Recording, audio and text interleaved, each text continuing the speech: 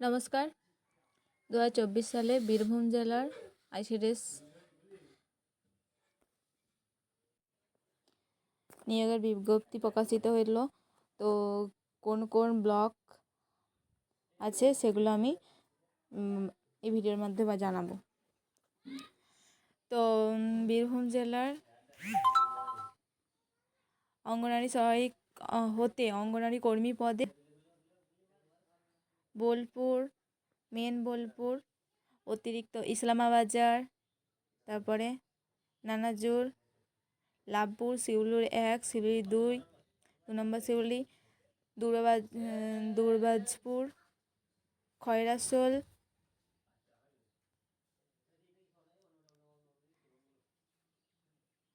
রাজনগড়, Sainthia main, Sainthia অতিরিক্ত, তারপর মহল্লবাজার main, মহল্লবাজার অতিরিক্ত, ময়ূরেশ্বর 1 নম্বর, ময়ূরেশ্বর 2 নম্বর, মুরাই 1 নম্বর, মোড়ার 2 নম্বর, নলহাটি 2 নম্বর, রামপুরহাট 1 নম্বর মেন, রামপুরহাট 1 নম্বর অতিরিক্ত, মানে আরও বেশি হয়তো ভ্যাকেন্সি বেড়েছে। রামপুরে 2 নম্বর শিশু সঙ্গত।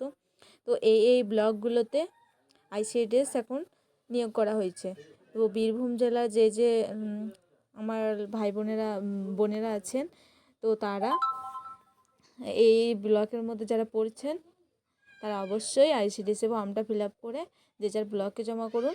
আবার যদি অফলাইনে হয় তাহলে ব্লকে জমা করবেন, যদি অনলাইনে হয় তাহলে যে যার অনলাইনে ফর্ম ফিল আপ করে অনলাইনেই জমা হয়ে যাবে।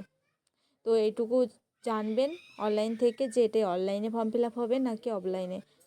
যদি অফলাইনে হয়ে থাকে তাহলে এটি আপনার যে যার ব্লকের শিশু কেন্দ্রতে সেখানে জমা করে আসতে হবে।